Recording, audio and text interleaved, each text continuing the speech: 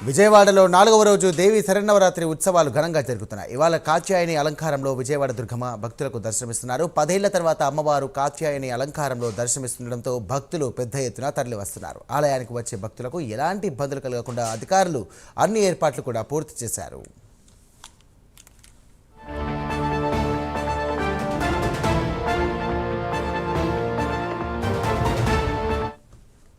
ఇదే అంశానికి సంబంధించి మరిన్ని డీటెయిల్స్ అందించడానికి మా కరెస్పాండెంట్ రాజ్ కుమార్ సిద్ధంగా ఉన్నారు. రాజ్ కుమార్, చెప్పండి, ఈసారి దేవి శరన్నవరాత్రి ఉత్సవాలు అంగరంగ వైభవంగా నిర్వహించడానికి కూడా ఏపీ ప్రభుత్వం అలాగే దేవాదాయ శాఖ కూడా కంకణం కట్టుకుంది. ఇందులో భాగంగానే ఈసారి కూడా ఏర్పాట్లు విజయవాడ ఉత్సవం అనే పేరుతో కూడా ముందుకు వచ్చినటువంటి సందర్భాలు చూస్తున్నాం. ప్రస్తుతం పరిస్థితి ఎలా ఉంది? భక్తులు ఏ విధంగా హాజరవుతున్నారు? అక్కడ ఎలాంటి ఏర్పాటు చేశారు? సాయిరామ్, ముఖ్యంగా ఏదైతే విజయవాడలోని ఇంద్రకీలాద్రి పైన అమ్మవారి శరన్నవరాత్రి ఉత్సవాలు అత్యంత వైభవంగా కూడా సాగుతున్నాయి.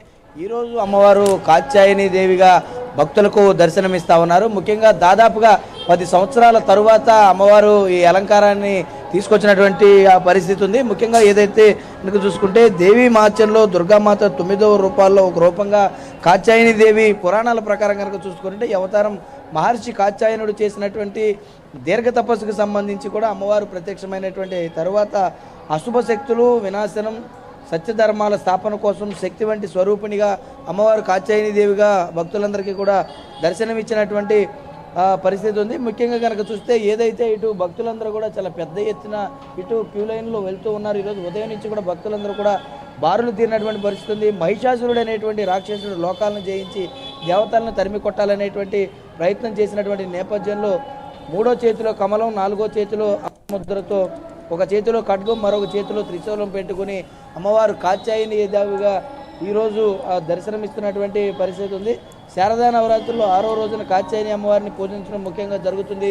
ఈ నేపథ్యంలో ఈ పురాణాలన్నీ కూడా చూసుకుని అమ్మవారు ఎంత మహిమ గల అమ్మవారు, లేదనంటే ఎంత ప్రాశస్త్యం కలిగినటువంటి అమ్మవారు అనేటువంటి దానిపైన కూడా చూడొచ్చు. క్యూ లైన్లో భక్తులందరూ కూడా చాలా పెద్ద ఎత్తున వెళ్తున్నటువంటి పరిస్థితి కనపడుతుంది. ఏదైతే ఇటు కనుక చూసుకుంటే ముఖ్యంగా అంటే మనం చూడొచ్చు, హంసవాహనానికి సంబంధించినటువంటి తెప్పోత్సవానికి సంబంధించినటువంటి ఇది కూడా ఇక మనకు విజువల్స్లో కనిపిస్తుంది. అంటే చివరి రోజు దుర్గా మల్లేశ్వర స్వామివారిని కృష్ణానది ప్రాంతంలో అక్కడ ఊరేగింపుగా స్వామివారిని జలకాలాడకి తీసుకుని వెళ్ళేటువంటి పరిస్థితి ఉంటుంది. ఈ క్రమంలో పూర్తిగా ఏదైతే ఇటు అమ్మవారికి సంబంధించినటువంటి విధానంలో భక్తులందరూ కూడా చాలా పెద్ద ఎత్తున వస్తున్నారు.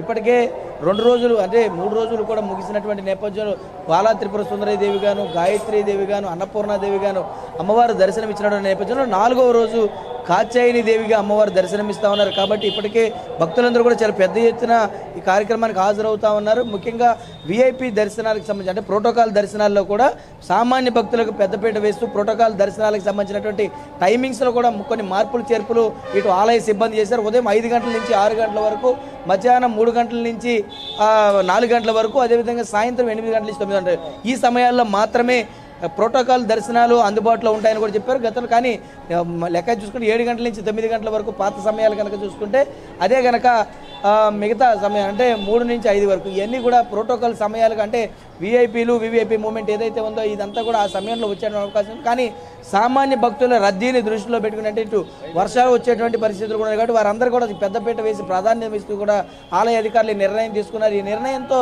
అటు అధికారులు ఇటు సామాన్య ప్రజానికి అంతా కూడా ప్రస్తుతం గురించి తెలుసుకుంది. అయితే ఈ నేపథ్యంలో అమ్మవారికి సంబంధించినటువంటి మార్చం తెలిసినందుకు చాలా మంది భక్తులు అంటే నిన్న చూసుకుంటే ఉపరాష్ట్రపతి ఏదైతే రాధాకృష్ణన్ కూడా వచ్చి అమ్మవారిని దర్శించుకున్నారు. కాబట్టి చాలా పెద్ద ఎత్తున అమ్మవారి మహిమ ప్రపంచవ్యాప్తంగా కూడా తెలుస్తుంది. ఈ నేపథ్యంలో పూర్తిగా కూడా భక్తులందరూ కూడా చాలా పెద్ద ఎత్తున పాల్గొంటామని ఉన్నారని చెప్పుకోవచ్చు. సాయిరామ్.